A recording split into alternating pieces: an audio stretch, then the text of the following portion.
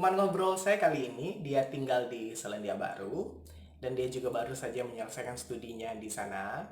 Dan yang lebih menarik lagi, sebelum dia memutuskan untuk mengambil studi di Selandia Baru, ternyata dia pernah diterima di 8 kampus terbaik di dunia. Wow, luar biasa. Dan sekarang dia sedang ada di sini, di Jambi. Jadi saya bisa ketemu dia, saya bisa ajak dia cerita-cerita perihal bagaimana caranya dia bisa mendapatkan beasiswa di sana, kemudian pengalaman hidupnya selama di sana. Ya, ya. Teman ngobrol saya kali ini adalah Agung Hidayat Harahap. Saksikan ya.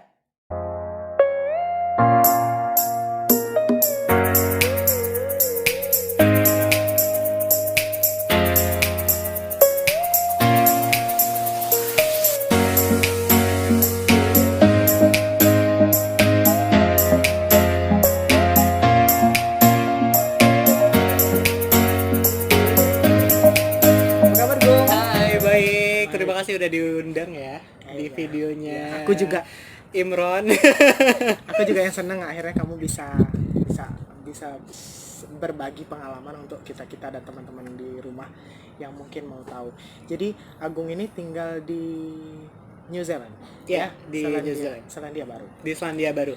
Tepatnya di mana sih, Gung? Mungkin boleh kasih. Jadi aku kebetulan tinggalnya di kota Auckland. Ah, Jadi kota Auckland itu bukan ibu kotanya, hmm. tapi kayak 1,5 jam gitu. Nggak sampai ya Ah, dari ibu kota. ibu kota. Tapi di Auckland itu kayak kota paling rame dan kota paling tersibuk di seluruh New Zealand. Oke. Gitu. Jadi mungkin bisa kasih gambaran, Gung, kalau tentang kotanya itu sendiri sih seperti apa? Mungkin kalau di Indonesia kita bisa bayangkan seperti apa, seperti apa gitu, kota apa gitu. Kalau jadi karena bukan kota ibu kota, tapi di situ banyak kayak istilahnya tuh jantungnya New Zealandnya sendiri. Karena banyak banget perusahaan gede, terus juga kayak sekolah-sekolah, hotel, pokoknya pusat ekonominya ada di situ. Oke. Kalau pusat pemerintahannya itu ada di ibu kotanya namanya Wellington. Tapi kalau lebih sibuknya tuh lebih sibuk di Auckland karena banyak banget perusahaan gede. Pokoknya semua pusat ekonomi itu ada di situ. Ada di Auckland itu. Iya, ya? di kota Auckland. Oke. Terus kegiatannya Agung di sana apa? Kebetulan kuliah dari tahun 2018. Oke. Aku ngelanjutin kuliah S2 master di sana dan baru aja lulus awal tahun ini. Oke. Alhamdulillah. Tahun ini udah selesai. Jadi ini mau balik lagi ke sana atau gimana? Kebetulan masih ada graduation, jadi kemarin rencananya mau balik ke sana, tapi karena ada corona jadi stay dulu di sini. Jadi nanti kalau misalnya coronanya udah kelar, baru nanti balik ke sana. Karena masih ada graduation. Untungnya sih graduation nggak online. Ya. Jadi ditunda dulu. Bakalan ada graduationnya. Iya. Soalnya agak gimana ya Iya. kalau yang online kan. Iya. Terus apa namanya, Gung? Apa sih yang kalau dari sisi kehidupan di sana, apa sih yang menurut kamu paling berbeda dengan di sini itu seperti apa? Yang pasti budayanya beda banget ya. Budayanya beda banget. Terus di sana itu memang ya kalau misalnya kita nonton kayak nonton film gitu, kalau orang luar itu cenderung yang kayak individualis ya. Misalnya mereka nggak terlalu yang kayak orang Indonesia yang kayak negur harus apa segala macam. Kalau misalnya aku pribadi sih kalau dari orang sananya penduduk aslinya itu ramah banget memang. Cuman ya kalau misalnya hidup di budaya yang berbeda gitu, mereka memang nggak terlalu kayak di sini. Kalau di sini kan kalau ada apa-apa tuh kita tahu atau apa segala macam. Kalau di sana itu kayak kita tuh ngurus sendiri, kita harus belajar mandiri gitu loh di sana. Kayak itu paling pertama tuh yang aku rasain bedanya adalah pertama harus mandiri banget. Dari mulai apapun waktu aku baru datang ke Auckland, kayak ngurusin apartemen, ngurus bank, buka rekening, segala macam itu tuh kayak kitanya harus dituntut mandiri sendiri gitu. Tapi kamu sempat ada orang yang bantu kamu di sana ya? Mungkin teman yang memang udah duluan di sana. Ada. Kebetulan dari kampus aku anak-anak Indonya itu ada komunitasnya, ada perhimpunan mahasiswanya juga di sana ngebantuin ngedirect doang. Maksudnya kayak nunjukin ini lokasinya tempatnya di sini segala macam, tapi apapun itu kita yang ngurus sendiri gitu. Oke, memang harus mandiri. Iya, Ya. betul. Terus ada nggak sih, Gung, misalnya kayak shock culture gitu? Ada Ada banget. Apa ya misalnya? Mungkin boleh cerita Gung. Shock Kira-kira. culture-nya tuh mungkin agak beda ya, Bang Im ya. Nggak kayak yang lain-lain. Shock culture-nya itu mungkin karena New Zealand ini tuh kotanya itu nggak, kotanya kecil, negaranya juga kecil ya. Jadi shock culture-nya itu dulu aku sempet dimarahin gitu sama mas-mas penjaga toko. Gara-gara. Gara-gara Agak apa? lucu. Jadi kalau misalnya kita tuh misalnya kayak di Jambi atau di kota-kota besar yang lainnya di Indonesia lah, misalnya mungkin di negara lain juga ya, kota-kota yang ramai tuh atau negara yang ramai tuh biasanya toko itu tutupnya tuh jam 9 atau jam 10 malam ya. Apalagi mall tuh paling telat tuh mungkin ada di Jakarta aja yang ada, maksudnya di kota besar aja ada yang 24 jam let's say gitu kan. Jadi di Auckland ini tuh ternyata ada tokonya itu, kalau summer itu kan mataharinya itu terbitnya malam kan, matahari itu terbenamnya tuh kayak jam 9 malam, jadi jam 6 itu masih terang benderang gitu loh Bang ya. Jadi tokonya itu tutup jam 6, tapi sementara aku ngira itu tuh masih kayak jam 4. Nah terus aku masuk, terus pintunya nggak otomatis kebuka Bang Im. Terus aku kayak mau gedor-gedor, mau jolok-jolok itu, terus langsung dimarahin sama mas-masnya, dikirain aku mau nyuri guys. Karena ternyata itu udah jam 6 dan tokonya udah tutup gitu loh. Karena masih terang benderang. Karena masih terang, aku kira tuh kayak masih jam 4 sore. Jadi aku kira pintunya tuh rusak gitu kan. Bisa kan pakai sensor tuh, kalau kita mau masuk dia langsung kebuka. Terus ini nggak kebuka, terus aku gedor-gedor, aku dorong-dorong. Hasil aku dimarahin. Kayak orang mau mencuri, ya kan? Jadi karena di situ juga ternyata walaupun pusat ekonominya juga di situ banyak, tapi mereka tuh benar-benar disiplin. Kalau misalnya udah jamnya udah balik ya balik gitu. Jadi yang shock sih pertama itu, maksudnya kayak perbedaan jam itu sama susah nyari apa namanya, kayak warung kecil gitu loh. Kalau kita kan di sini kayak setiap 5 menit tuh setiap 5 meter atau berapa meter ada warung kecil ya, toko sembako gitu. Kalau di sana tuh kayak agak susah, mesti ke supermarket atau mesti kayak jauh dulu dapatnya gitu, karena mungkin kotanya kecil gitu. Kan kayak pasar tradisional gitu juga nggak ada. Iya, semuanya ke supermarket. Iya, ada tapi kayak bukanya tuh kayak 1 kali seminggu, misalnya kayak cuman hari Selasa doang atau hari Minggu doang gitu. Dan itu pun kayak cuma sampai jam 11 pagi. Habis itu udah nggak buka lagi gitu. Kalau misalnya dari segi makanan tuh ada nggak sih yang mungkin nggak cocok di lidah atau apa? Ada sih, sampai sekarang tuh aku belum bisa makan makanan yang gimana ya, makanan western tuh kayak di sana kan banyak ya. Jadi tuh tapi di sana kebalikannya sama di sini itu, kalau kita kan makanan di sini tuh yang paling murah itu kayak nasi gemuk ya. Nasi gemuk itu kayak Ya nasi uduk. ya 7 ribuan 8 ribu tuh dapat ya, kayak misalnya atau nasi warteg lah 10 ribu dapat ya untuk kantong mahasiswa. Kalau di sana nggak bakalan dapat segitu, jadi yang bisa dapatnya tuh cuma pizza doang.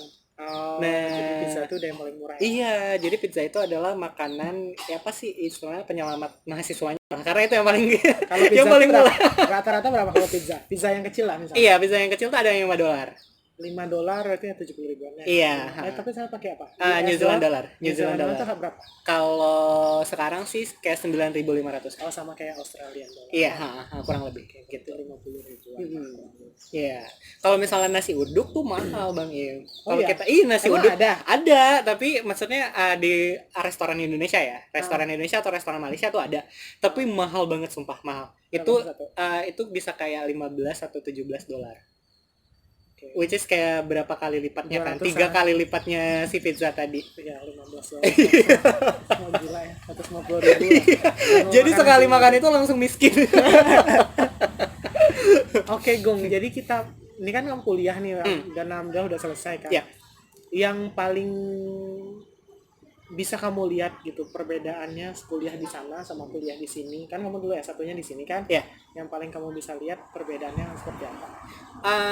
Kalau misalnya dari aku sendiri sih ngelihatnya yang perbedaan pendidikannya ya.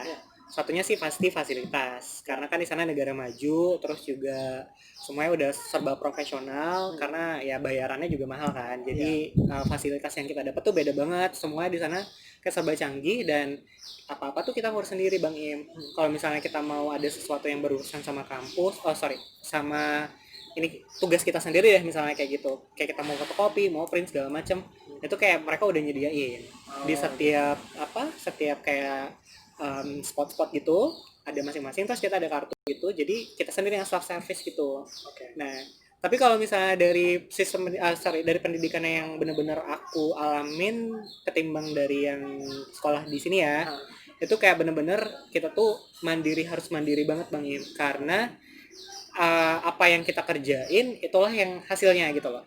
Jadi kalau misalnya kita malas ya udah hasilnya juga bakalan malas gitu. Nggak kayak di Indo mungkin ada yang masih kayak dosennya nyari mahasiswa ya. Mungkin ada misalnya atau kayak misalnya masih bisa boleh nggak nyusul nih tugasnya gitu-gitu harus segala macam. Kalau misalnya nggak serba strict gitu.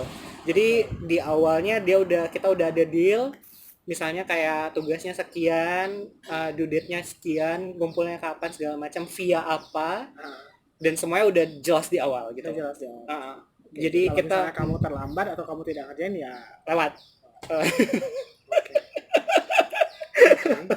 Jadi harus nggak boleh PHP. oke. Iya, kita harus komit gitu kan. Karena kita udah komit sama dia di awal, jadi kita nggak boleh PHP-in dia gitu. Iya sih. Iya benar. Terus kalau misalnya dari ini misalnya dari segi belajarnya sendiri tuh gimana sih metode belajar, kemudian apa segala macamnya gimana? Kayak dari segi pembelajarannya lah. kurang lebih. Kalau sebenarnya basically mungkin sama aja ya antara S1 sama S2-nya. Cuman kalau S1 mungkin lebih banyak kayak tatap mukanya sama dosen. Karena kelasnya bisa banyak kan kalau bachelor ya atau S1. Tapi kalau misalnya aku sendiri yang mahasiswa master itu satu semester itu cuman ada kayak 3 kelas tatap muka, dan itu cuman satu kali seminggu, dan itu cuma 2 jam. Jadi mungkin teman-teman bisa ngebayangin ya, kayak kita datang misalnya anggap satu mata kuliah itu cuma 1 kali seminggu dan cuma 2 jam. Jadi sebenarnya basically kita nggak bakalan dapat apa-apa kalau cuman modal datang ke kelas aja. Jadi di sana itu Bang Im sistemnya adalah di awal semester, bahkan jauh nih sebelum kita mulai masuk kelas, jadi mereka udah ngasihin reading listnya gitu.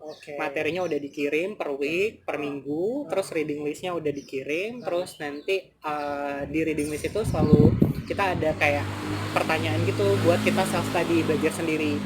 Nah, jadi kayak kita pahamin readingnya, terus nanti kita dikasih jawab pertanyaan yang ngebantu kita mahamin reading list itu. Nanti pas kita masuk ke kelas itu baru kita bahas. Oh gitu. Nah, jadi kayak silabus lah ya. Iya betul. Pertemuan ini kalian Betul. ngebahasnya ini. Betul. Oh, oke. Jadi kayak kita pelajarinya di luar kelas dulu, baru pas tatap muka itu baru kita bahas. Diskusi. Iya, bukan kalau misalnya aku pengalaman tuh waktu zaman S1 dulu tuh baru di kelas baru belajar gitu kan. Baru ya. dikasih materi. Baru dikasih materi, baru kita bahas, terus kalau nggak selesai di kelas baru nanti belajar sendiri di luar gitu kan. Kalau sistemnya di sana adalah kita belajar dulu di luar, baru nanti kita diskusiin atau kita punya pertanyaan, baru kita bisa diskusi di kelas. Gitu. Jadi kalau yang kalian nggak ngerti aja baru di Yes, sana. ya betul. Kita belum ini nih. Jadi kamu ngambil apa? Oh iya, apa? aku ambil Master of Arts in Applied Linguistics Oke, itu di Auckland. di The University of Auckland. Iya. Oke. Terus ada nggak sih pengalaman yang tadi sih udah cerita ya, yang tadi dikira Maling. gitu. Ada nggak kalau pengalaman lucu yang selama di kampus atau selama di lingkungan itu gitu? Di dalam kampus gitu ya, Iya, dalam atau di kampus. kelas gitu Iya. ya. Jadi ada sih Atau pernah. pengalaman unik kan pasti ketemu sama teman-teman dari berbagai negara juga di kelas ya. Iya. Pengalaman unik yang seru, yang mungkin memalukan apa-apa. Mungkin memalukan kali. Karena aku orangnya lumayan kayak agak-agak gesrek juga. Jadi kan aku itu lulus kuliah tuh 2015. Terus aku kerja baru mulai kuliah lagi itu 2018. Jadi kayak hampir 3 tahun break ya. 3 tahun break itu benar-benar nggak nyentuh apa-apa, nggak belajar. Terus aku juga kerjanya nggak sesuai dengan bidang kan. Jadi di awal masuk kuliah itu aku ketemu sama maksudnya kita ketemu sama teman-teman yang kayak dari negara banyak. Terus aku ketemu dosennya itu dari UK.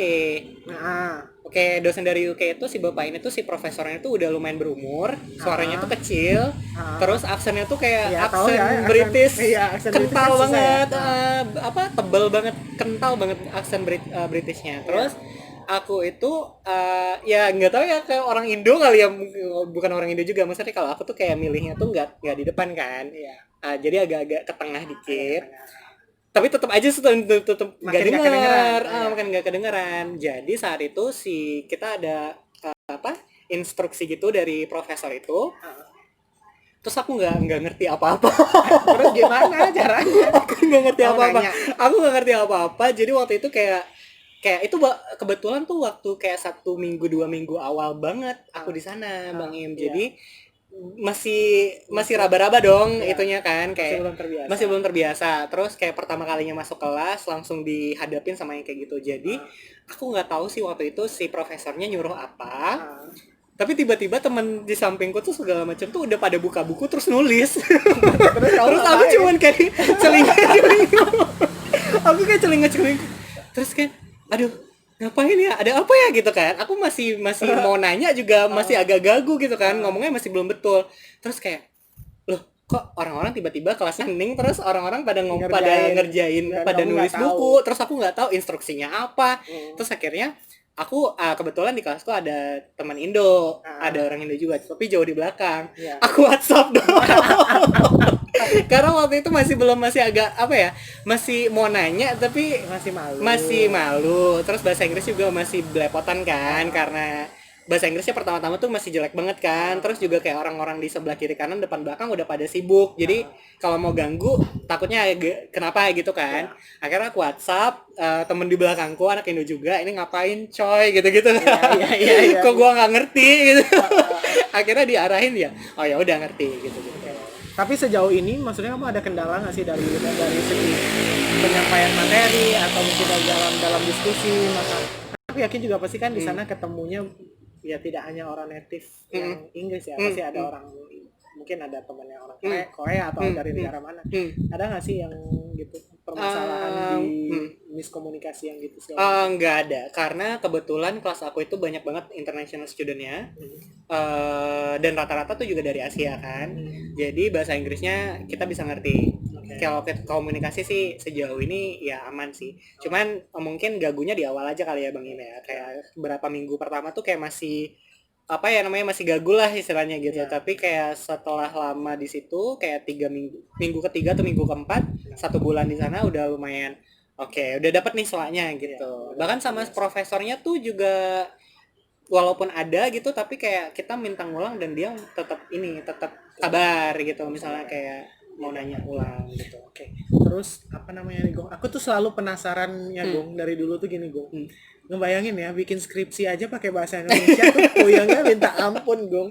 Nah terus sekarang ngebayangin kalian S2 di luar, terus harus bikin apa namanya ini, tesis juga ya? Iya, Kalau di tesis. luar. Tesis yang berapa lembar sih Gong, dan itu Aduh, harus berbahasa iya, Inggris iya, gitu loh. iya, Itu iya. ada apa nggak sih gitu tipsnya, terus mungkin yang kita tidak tahu lah. Yang satu sih bener, kalau misalnya kita mau keluar, misalnya ya nggak harus keluar juga ya Bang Im. Kalau misalnya kita mau kuliah yang ada bahasa Inggrisnya, mantapin dulu di writingnya ya. Karena kalau misalnya kuliah di luar itu, walaupun kita punya listening atau speakingnya kayak istilahnya skor IELTS-nya 9, ya nggak bakalan terlalu signifikan kalau misalnya writing kita nggak bagus. Karena kayak 80% perkuliahan di sana tuh sistemnya tuh pasti essay, nulis. Walaupun ujian misalnya gitu. Ujiannya bukan kayak A B C D, tapi ujiannya bakalan tetap essay gitu. Jadi kalau misalnya tipsnya ya baikin dulu writingnya ya di awal ya. Aku dulu sempat pengalaman tuh, aku dulu 6 bulan dulu di Bandung sebelum aku berangkat belajar khusus untuk writing dan segala macam. Jadi tapi kalau misalnya udah di sana, dulu aku juga kayak awal-awal itu nilai aku jelek Bang Im, karena writing aku jelek. Jadi memang ya objektif ya, bukan karena aku pintar atau enggaknya, tapi kayak bagus atau enggak tulisannya, ngerti atau enggak tulisannya gitu loh. Si dosennya ngelihatnya seperti itu. Jadi di awal-awal karena tulisan aku tuh masih jelek, nilaiku jelek-jelek walaupun sebenarnya aku ngerti nih. Iya. Kita kayak paham idenya gitu kan. Iya. Cuman karena cara nulisnya, nuangkan idenya tuh masih belum begitu bagus. Jadi nilainya jelek. Tapi kayak lama-kelamaan semakin lama kita nulis ketemu salahnya gitu. Oh, Akhirnya dapet. termasuk bikin tesis itu tadi. Termasuk bikin tesis. Nah, soalnya aku ada tanya dari beberapa orang tuh juga ada yang kayak kayak pusat bahasa yang bisa bantu kita untuk benerin grammar Yes, segala macam yes, itu ada yes, juga. betul. Kalau di setiap kampus luar mungkin pasti ada. Ada ya. Ada. Kalau itu tuh gimana nih? Jadi di sana itu ada kayak pusat bahasanya gitu khusus untuk membantu international student dan dia bantu nge-proofreading tulisan kita atau tugas-tugas kita. Tapi memang sistemnya harus booking. Oke. Sistemnya harus booking, terus juga nggak bisa lama-lama ya karena banyak kan orangnya. Jadi kayak maksimal tuh cuma 1 jam konsultasi. Jadi konsultasinya tuh juga nggak terlalu detail, tapi cuman kayak misalnya dia nge-spot mana ini yang harusnya bisa dibaikin gitu kan, atau yang ini ada salah.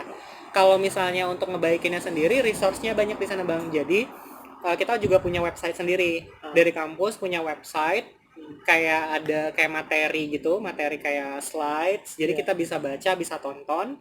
Dari situ kita bisa belajar sendiri jadi. Mereka udah siapin materinya aja, tinggal kita aja.